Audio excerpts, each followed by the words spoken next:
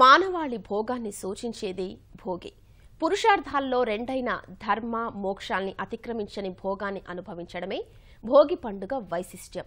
పాత వస్తువుల్ని భోగి మంటల్లో ఆహుతి చేసి కొత్త దుస్తులు వస్తువులతో నిత్యనూతనంగా సుఖ సంతోషాలతో జీవించడమే భోగి పండుగ విశిష్టత. జీవించినంతకాలం ఆధ్యాత్మిక చింతనతో పాటు లౌకిక జీవన విధానాన్ని అనుసరించడమే భోగి పండుగ ఇచ్చే సందేశం.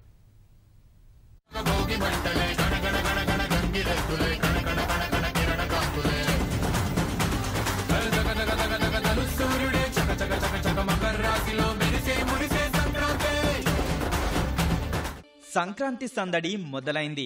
మకర సంక్రమణ వేళ వచ్చే తొలి పండుగే భోగి. ఇక్కడితో సంక్రాంతి సందడి మొదలు. పాత పోయి కొత్త తెచ్చే పండుగ ఇది. సంక్రాంతి రైతు పండుగ అయితే భోగి ఆటపాటల పండుగ. కొత్త సమయం, కొత్త పంట, చలి రోజులను తరిమే నులి వెచ్చదనాన్ని తెచ్చే పండుగే భోగి.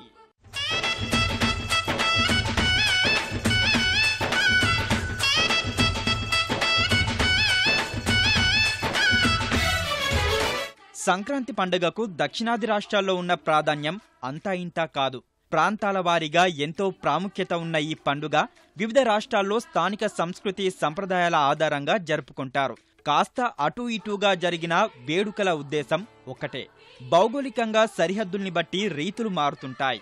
పాడి పంటలకు సంబంధించిన పండుగ కాబట్టి ప్రతి చోట ప్రధానంగా కనిపించే అంశాలు భోగి మంటలు, పిండి వంటలు. పండుగ వేళ చేసుకునే సంబరాలు ఆనందాన్ని రెట్టింపు చేస్తే, ప్రాంతాల వారీగా జరిగే పందాలు ఎక్కడో మూలన దాక్కున్న పౌరుషాన్ని తట్టిలేపుతుంటాయి.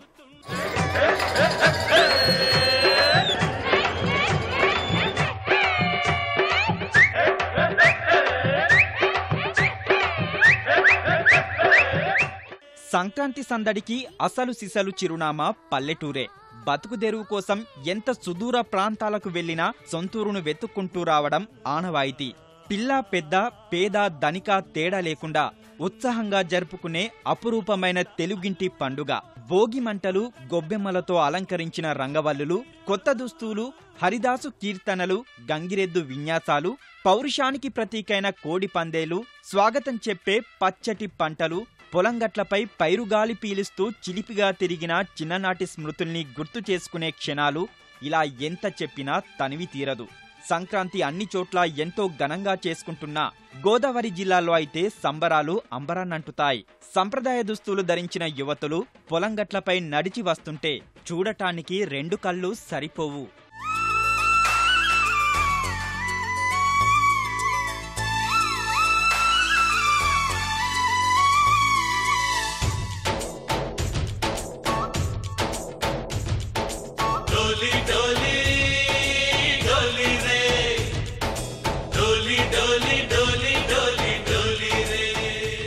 ఉమ్మడి కుటుంబాల్ని గుర్తుకు తెస్తూ ఆప్యాయత, అనురాగాలకు అద్దం పట్టే పండుగ సంక్రాంతి. పాత బాధలన్నిటినీ భోగి మంటల్లో ఆహుతి చేసి సరికొత్త ఆశలు, ఆకాంక్షలకు నాంది ప్రస్తావన పలికే సంబరాలు. మకర సంక్రాంతి పర్వదినాన సూర్య భగవానుడు దక్షిణాయనం నుంచి ఉత్తరాయణంలో ప్రవేశిస్తాడు. దక్షిణాయన సమయంలో ఆరుగాలం శ్రమించి అన్నదాత పండించిన పంట ఇంటికి చేరే సమయం ఇదే. ఈ సమయంలో గాదెలన్నీ ధాన్యరాశులతో నిండిపోతాయి. అలా కొత్తగా ఇంటికి చేరిన ధాన్యంతో వండిన తొలి నైవేద్యాన్ని దేవదేవుడికి సమర్పించి ఇన్నాళ్లు సహకరించిన దైవానికి కృతజ్ఞతలు చెబుతారు.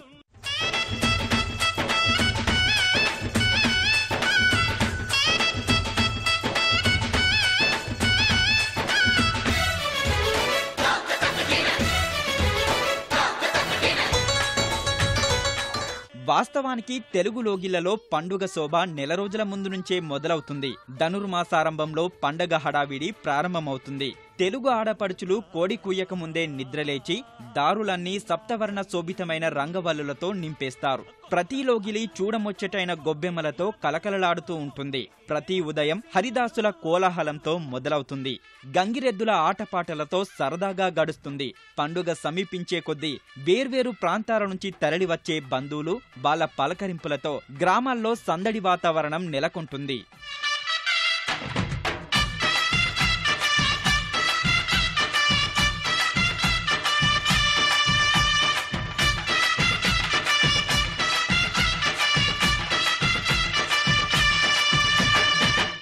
ధనుర్మాసం ఆరంభంతో మొదలై నెల రోజుల పాటు వైభవంగా జరిగే మకర సంక్రాంతి పర్వదినం తెలుగు లోగిళ్లకు కొత్త కాంతులను అందిస్తుంది.